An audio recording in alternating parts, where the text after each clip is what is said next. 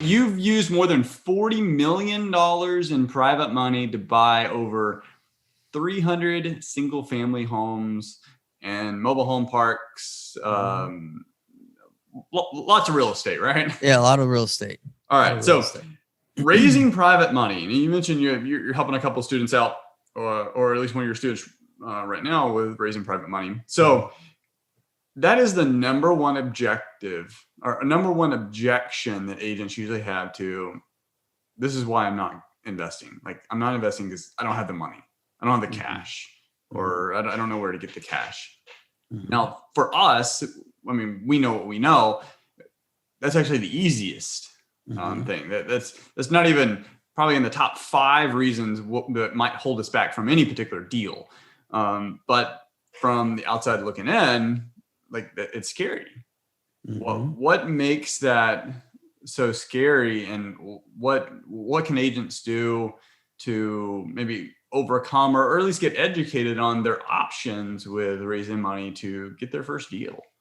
Well, it starts right there with the education part. So that, if we took a poll, people would probably say that's the biggest thing holding them back from doing a deal is money. And, you and I can both attest to people listening to this right now. That's literally the easiest part of our business, right? It's like literally the only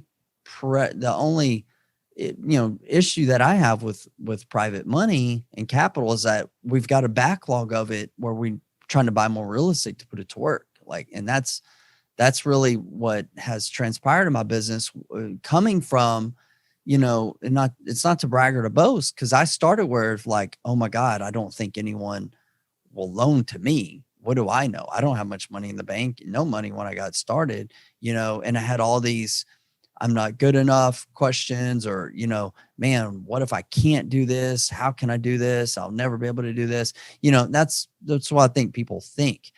So the education part is critical. So people have all this fear and doubt and uncertainty about their ability to raise money. But I like to say that,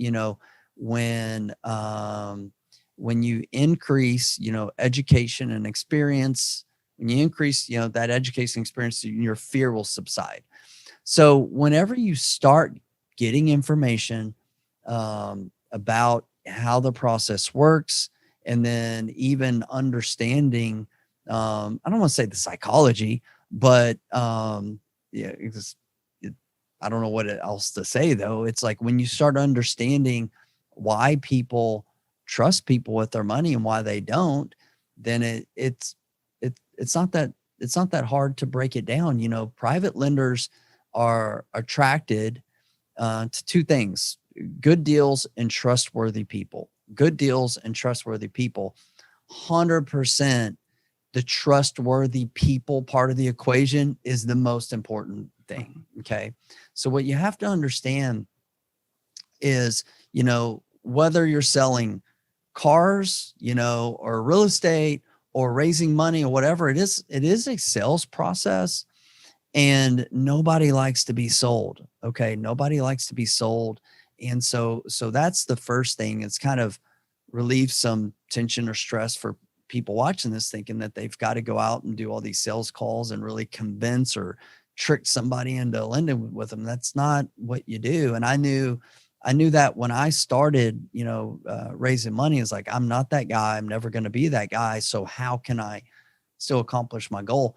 And it really came down to just educating lenders, because I'm 100%, into real estate. Like I believe wholeheartedly in real estate and how great it is, how with the security that it provides, with the cash flow that it provides, with the wealth that it creates, with the families that it helps, with how it helps our communities, all these types of things. Like I love not only real estate as investment, just the feel good side of the investments, of what it is and what it does. And what I started doing was, well, one, and I'll tell you that I made a lot of calls. I set as many appointments as I can just to talk and connect with people about potential lenders. So that is kind of step 1, where you are going to have to take some action. You're going to have to risk something. It's called your ego. You're going to have to be risk being told no. You know, you're going to risk people asking you questions that you don't know the answer to. And that's actually how you learn. So that's a good thing. And so that's what I did. I started putting myself in these situations that was scary to me. And, but when I got in those situations, I never, you know, sold anybody. I just educated people. I would ask them open-ended questions like, hey, you know, what do you think about real estate? What do you know about real estate investing? You know, what are your investment goals? What are your fears? You know, if you were to do something like this. And I just started educating people, answering questions and figuring out what their goals were, helping them understand what my business was and seeing if there was that win-win that could be struck. And I would just answer questions, and there was never any pressure. And so the more that you can just lead with value, you'll find that people are going to gravitate towards you.